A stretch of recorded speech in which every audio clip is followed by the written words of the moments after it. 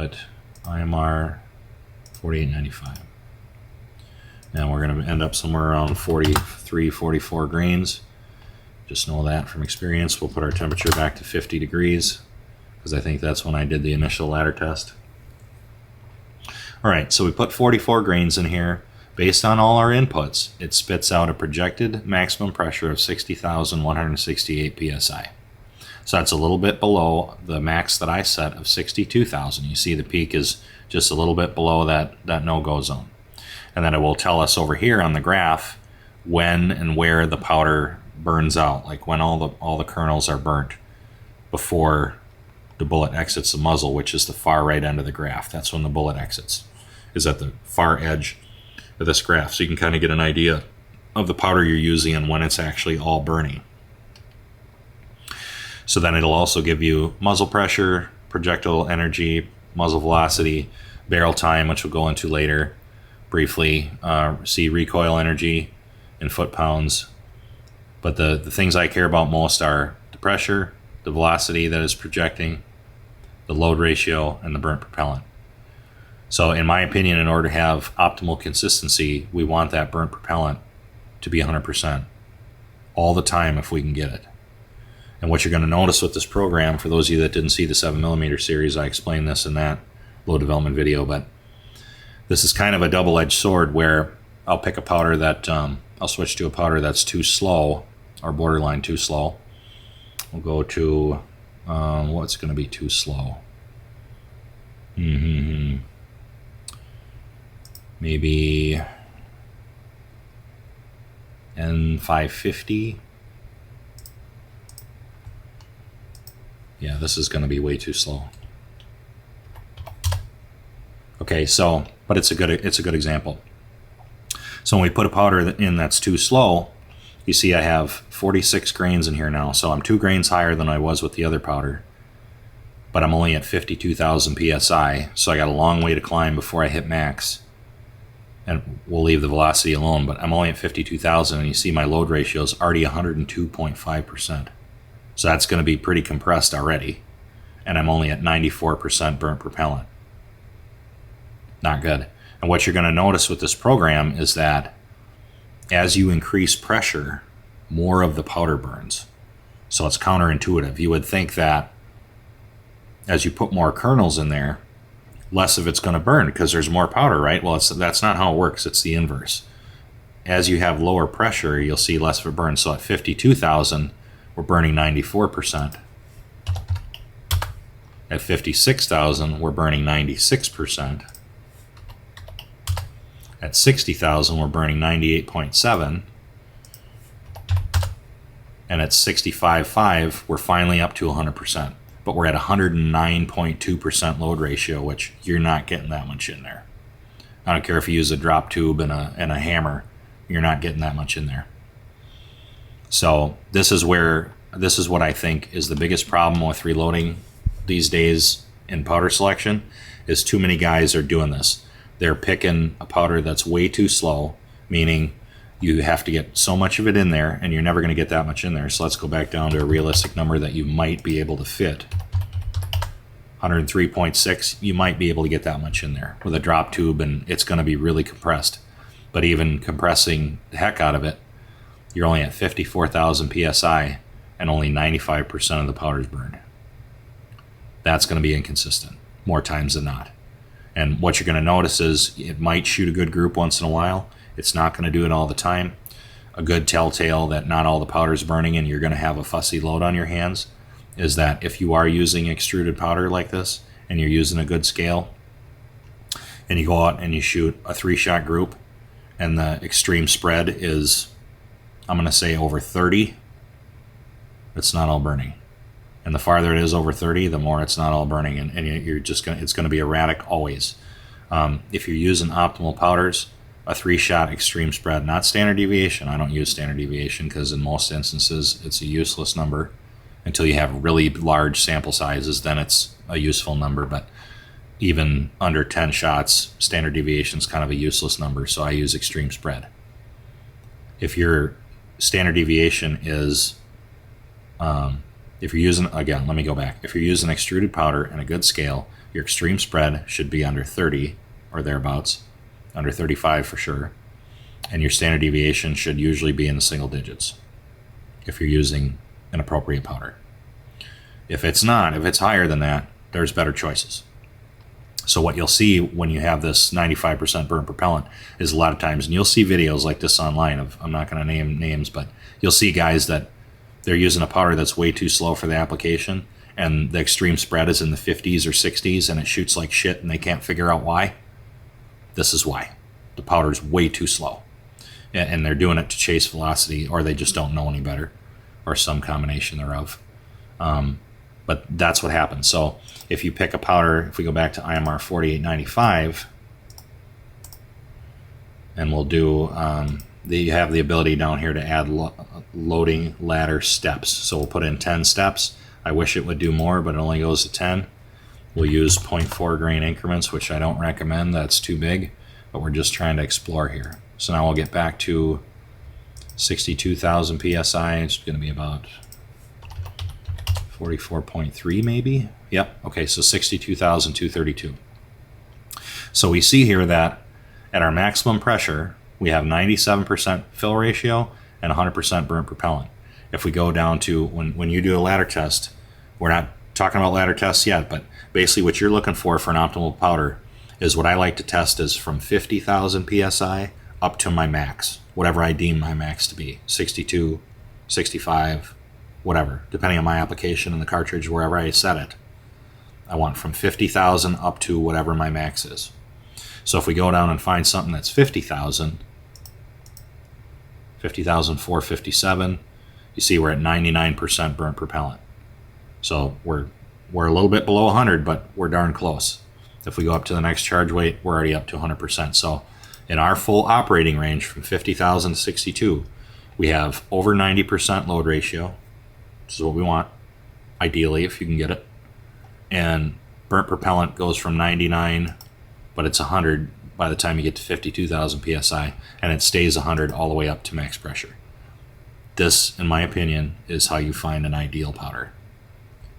Now, that doesn't mean it's automatically going to shoot in, all in the same hole, but it's a good option to test. And in the next video, not next video in sequence, but after we're done with powder selection, we'll start getting into testing, and I'll tell you what to test and how to look for the best choices and how to calibrate GRT and all that. But so this is all you really need to check. You get good inputs. You pick the temperature that you think you're going to test at. This changed when I changed the powder. It changed from 50 degrees to 70 when I switched powder. So we'll put it back to 50. And what do we have now? That's probably going to lower the pressure. Yeah, so now we have to be up to a little over 52,000 to get everything to burn. So basically, once you have good inputs, you have your powder, you have your temperature, find what your deemed max is, and then go down and go, all right, when I go down to 50,000, what are my metrics? And see if you can find something that, ideally is close to 100% burned when you get down near 50,000, or at least 52, it's 100% burned, all the way up to your max pressure. And then you write down, okay, IMR 4895 is a viable choice. Now we'll go on to the next one. Vitivory N135. So we'll switch that. And we'll put our temperature back to 50. And each of these powders have different things about them. So not only is the burn rate different, but the density is different, the size of the kernels is different. So everything about it, like you might go slower on the burn rate or faster on the burn rate, and all of a sudden you need more powder than you did with the last powder, or it takes up more space, has higher load ratios. Like all these things are unicorns, all these powders. So you have to go through here and kind of dink with it and figure out, like, is this a good burn rate? Am I getting 100% burnt propellant in my pressure range I want to test? Is it all going to fit? Is it all going to burn before it exits the muzzle? Like, these are the things you need to be checking. So now we'll go all the way back down to 62, which is going to be about 42.5 grains. 61,939, close enough. So for N135, more of the same. Our velocity is a little bit lower than IMR 4895. I expected that because N135 is a single base powder, which the single base is the Vitivory N100 powders where there's a 1 at the beginning of the number, they have a tendency to shoot a little smaller. They'll be slower, but they'll usually shoot smaller than a competing powder that's of the same burn rate. That's just the nature of them. So at 62,000 psi, 2704 feet per second, 97.8% load ratio, 100% burn propellant. Bingo. That's what we want. And we come down here. I think my increments are too big for this. I mean, they are. I'll go into that in the testing. But so we get down to 50,000 psi. We're still at 91.6% load ratio. That's what we want. 100% burn propellant. Bingo. N135 is a viable choice. Write that one down. And what you'll notice here is the way I clustered these, all of these are going to be viable choices. That's why I clustered them together. So just out of redundancy, we'll do one more. We'll do Varget. That's a really popular 308 powder, and it's a fantastic choice for this bullet weight. I think it's a little on the slower burning side, so some of the lower charge weights may not burn 100%, but we'll find out. This is going to be a higher max, so maybe 44.5. Yep, 44.5 gets us to 62,075. 2775 on the velocity, that's screaming. 98.1% load ratio, 100% burn propellant. Perfect. But then we come down here, get down to the basement. I have to go back to 4/10. Come down to 50,000, just like IMR 4895. 50,000 psi and 91.9% load ratio, still in the 90%. That's good. Burnt propellant 98.2. So we go up a charge and we're at 99. So by the time we're at 53,412, we're at 100% burnt propellant. So this is not too slow, but it's bordering on it, where I think it's certainly a great choice. It's certainly viable. That evidence would show that. You can find 308 Varget load data and group sizes all over the internet that shoot tiny. Varget's like the go-to for this combination. So clearly it works. But what I don't know is, like I said earlier, when you get up near max charge, or you start running out of room in the case, when your burnt propellant starts to fall below 100%, I don't know at what point it's going to fall apart and shoot like shit, but somewhere. I don't know if it's 98% or 96 or 94 or what, but yeah, I think it's going to depend on your individual circumstances. But at some point, if the powder's not all burning, it's going to become erratic, and there's better choices. So, and then I guess because we already did a too slow example with N550, and we did a few of these that are optimal, we'll go up into the too fast and show you an example there. So we'll look at N130. Now N130 could still be viable. It could still shoot really well, but I'm going to show you how the fill ratio can be suboptimal, and you might be leaving a little bit on the table for velocity, because remember we were topping out at like 2775 with the optimal powders. So you see we're way over pressure at that Varget charge. This is going to be, we're going to need to come way down. Whew. So if we put a max charge of Varget's max charge weight of 44.5 grains, if we did that with N130, we're going to the hospital, 95,000 psi. So it'll come down to probably 38 grains, 39, where does that put us? So probably 38.5 is our max. Yep, 62,000. So see now at our max pressure of N130, we're all the way down to 2633. So that's 140 feet a second slower than Varget and IMR 4895. So it's too fast. Another way you can tell it's too fast, we're at our max charge and our load ratio is only 93.7%. Well, again, that doesn't mean it's not going to shoot. It doesn't mean you can't use it. It just means there's probably better choices. Obviously, we're going to have 100% burnt propellant. We're going to have 100% burnt propellant no matter what we do, kind of no matter how low we go. I don't recommend testing below 50,000. It's going to be erratic again. I think when you start getting over 65, things get erratic. When you start getting below 50, things get erratic. When you start not having 100% burnt propellant, things start to get erratic. So when we come down to 50,000 psi, you see we're at a pathetic 2,500 feet per second. 100% burnt propellant still, but our load ratio is 86.9. So you're going to have, airspace in the case. And again, that's not the end of the world. It's just that was in this other category in these orange powders. Most of these orange powders are going to be similar to what I just simulated. Some of them will fill the case a little better. All of them should burn 100%, kind of no matter what. They'll have different velocities, on and on, but this is what I would call too fast. These oranges are too fast, these greens are too slow, and the grays are optimal. And I already gave the list a big haircut, so I eliminated a whole bunch of choices for you. So you only have these 7 to contend with. This area of the burn rate chart is pretty saturated with good choices that I prefer and can shoot small and are all extruded and the right burn rates and good fill ratios and on and on and on. Where you see once you get up here into the teal blue, kind of slim pickings. There's only 4 powders. They're all good powders, but you got 2 Vitivoris and then Hodgin 4831 shortcut, which is voodoo in a bottle under most circumstances. That powder will shoot the smallest out of these 4 under most circumstances, regardless of your cartridge and bullet and whatever. And then 7828 SSC, I love that powder, but it's kind of unobtainium. It's made in Canada for IMR, and they're not making it right now and haven't for a while, and they're not going to anytime soon. So a lot of these, it's like they don't want us to have them, and the only guys that are doing everything they can to produce every powder they have is Vitivori, and everybody else is kind of slacking. Ramshot's doing a good job, but they're primarily, I think they're all ball powders. And then Accurate shares a lot of the same powders in there. They have some extruded, but a lot of ball powders. I feel like for extruded powders, Vitivori is the only company that really has their shit together right now. So if you guys are looking for somewhere to turn, again, I can't recommend them highly enough. But there are still some good other powders for other brands, so I included them.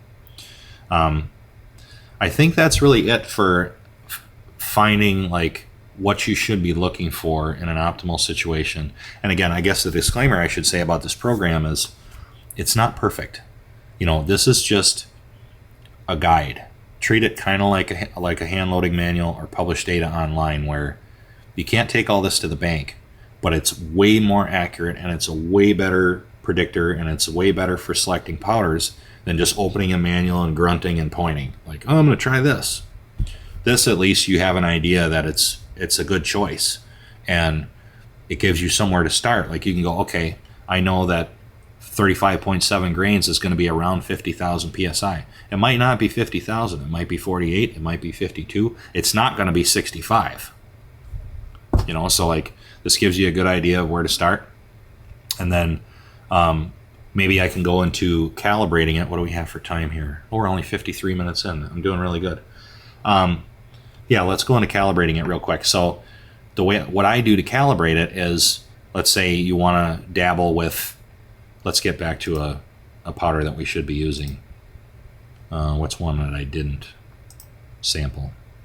IMR 4064. That's an excellent choice too. Another old military boomer powder, but awesome powder.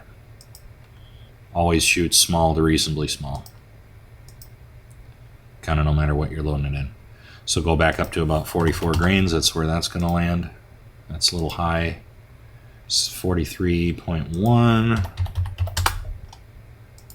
Okay, just under 62,000. So we see that our velocity is 2,700 feet a second, a little bit slower than Varget and IMR 4895, but our load ratio is still great, as I expected. 97.8, 100% burnt propellant. We come down to 50,000, more of the same. 91.4% load ratio, 100% burnt. Awesome choice.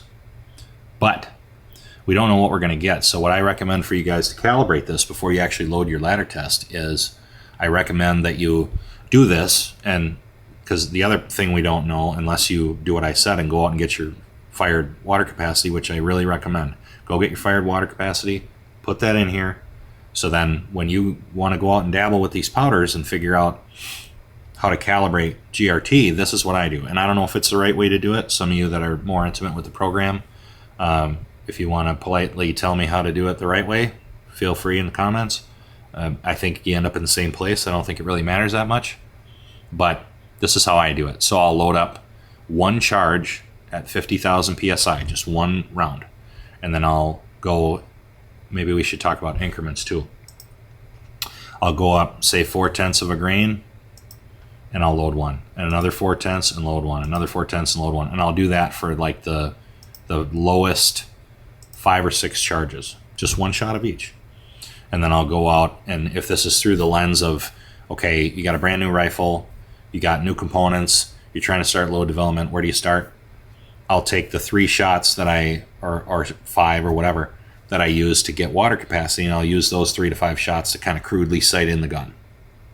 And then I'll go back out to the range with these lower 5 or 6 charge weights. And if you didn't sight in the gun with the first 3, you can use these to sight it in.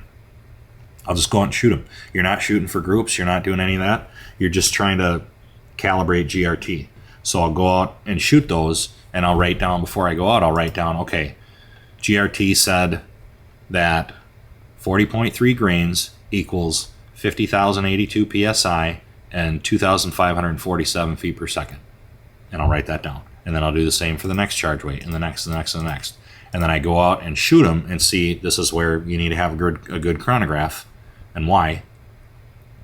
We're going to be selling the Athlon Doppler chronograph any day here on the website and over the phone. If you guys are interested in that, I think that's going to be good, because Athlon doesn't really make any junky stuff. And if it wasn't good, they wouldn't be bothering. But I think it's going to be really competitively priced. I think it's only going to be like $350 compared to $550 to $600 for the Garmin and the LabRadar LX, which I think is going to force those guys to lower their prices. So if you're looking for the lowest entry level, I think the Athlon is going to be the best choice. The reason this is important is loads are super sensitive to velocity and pressure. And if you don't know what your velocity is doing, you basically don't know what your load's doing, and you're lost. And in order to calibrate this, you need good velocity data. So have a good chronograph, go out, shoot these first 5 or 6 charge weights, just one shot of each, and write down, okay, Gordon's told me 2547, what was actual? Write it down. Second one, same. Third, fourth, fifth. And then when you come home, what I do to calibrate this, and again, I don't know if this is the right way to do it, but this is how I do it, is I make sure all my inputs are still right. I make sure my powder temperature is the temperature that of the day that and time that I tested. So you want to check that when you get to the range. And then I go, okay, my inputs are as good as I can make them, but my velocity doesn't line up. How do I fix that? What I do, I don't know if that's right, but this is what I do. I take this initial pressure here underneath the bullet, and I modify that up and down until my velocity lines up. And I have found that if you have good inputs, you're never in a situation where you have to take this initial pressure negative, and sometimes you have to go quite a bit positive. But what I'll do is I'll say, okay, GRT predicted 2540, but I actually got 2560. So then I'll just increase this initial pressure until the prediction matches reality. So I'll just go up with this until I get 2560. Boom. So if I take that up to 4400 PSI, I get 2560. Now you think, okay, you're tampering with the initial PSI that was in the system. Well, that's under ideal circumstances. You don't know if your barrel is, 1/1000th of an inch below spec, like you got a tight barrel or whatever. The bullets are a little bit out of spec and they're big, or you got chattering in the throat and lead area, or what. You don't know what. There could be 20 different things that are causing your actual velocity to not match this projection. And much like truing at long range, it doesn't really matter why it's not matching. You just need to true it so that way it's right. So when you range your target and you dial it, the bullet goes where it should. This is kind of the same thing. It doesn't really matter why it's wrong, it's wrong. So what I do is I'll play with that initial pressure until my first velocity lines up. Then I'll check my second charge weight that I shot, third, fourth, fifth, and see how it migrates, see how the program migrates versus reality. And then if I have to massage this initial pressure up and down a little bit to try to find a happy medium where, you have your projected velocity and your actual velocity, I'll try to find a happy medium where they mostly line up. And then once I find that, then I consider this calibrated or tuned or trued. So then what I'll do is I'll go up here and go File, Save As, 308 Win dash 175 SMK dash IMR 4064 dash Trude. And I'll save it as that. So that way I know when I come back in here and want to figure out my ladder test, I know it's already been trued with reality. And I go, okay, now that it's trued, what charge weight predicts 50,000 PSI and what charge weight predicts 62,000 PSI. Now you actually have a viable ladder that you can go out and test. And we'll get more into that when we get to the testing, but this is where I start. I do all this work before I even load a ladder test, guys. Like, I'll measure the throat. I'll figure out what my bullet jump is. I'll go out and fire a few cases and get water capacity. I'll do all this work before I ever even start really burning any powder or caring what, where it shoots or the group size or anything. Do all of this. This is going to put you in the best position to not just piss away time and money at the range and waste components and waste time and get frustrated and chase your tail.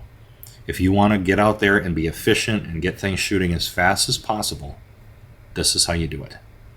A lot of people kind of dread load development because they don't know what they're doing, or they're not doing it this way, they're making mistakes, or they're trying to learn as they go on and on. Load development is my favorite thing in the world to do because it's not intimidating for me. I know it's going to shoot. I know I'm going to make something shoot. So to me, it's like, it's kind of like a mini child being born. I go into this going, okay, I'm going to see how good I can. It's like a personal challenge. I'm going to see how good I can make this thing shoot. It's not intimidating for me at all. I frickin' love it. But this is what it takes. If you want to make this easy on yourself, this is what it takes. And you can get the results that I got without GRT. You can get it from just a reloading manual and being willing to experiment and test.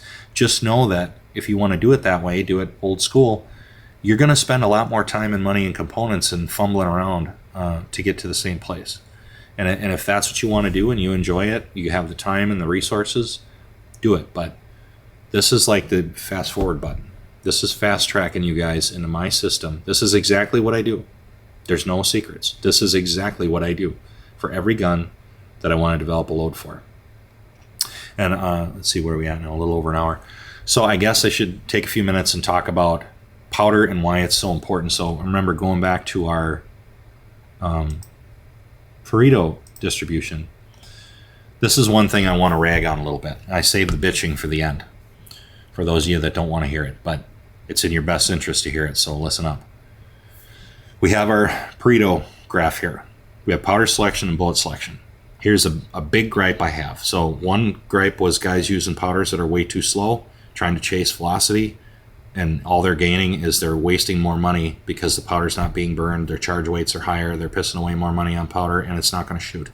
So you guys can do that. It's foolish. The other thing that I do, the other thing that I see that guys do that is super frustrating and foolish, in my opinion, is what guys will do is they'll tie their wagon to one powder. They'll buy one powder. They're going to do load development, right? New gun, new cartridge, whatever. They'll buy one powder and they'll buy 5 different boxes of bullets. And I think that is completely ass backwards. 1, because powder has a bigger influence. But 2, powder is way more versatile than bullets. I mean, think about this. So if you have a 308 Winchester and you have a 223 Remington, right? If you buy 5 boxes of bullets for 308 and 1 powder, that one powder will also work for 223. Hey, that's a bonus. But guess what? Only one of those bullets is going to shoot. Or maybe 2, but so let's say only 1 does. Now you got 4 boxes of obsolete bullets that you can't use for anything else. Unless you have another cartridge in that same bore diameter. So why would you do that? Powder has the biggest influence anyway. Stop doing that. Pick the bullet for the job that you want to shoot.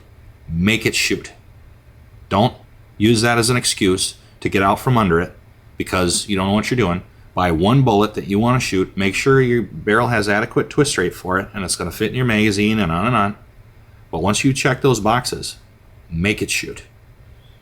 1 bullet, 5 powders. Not the other way around.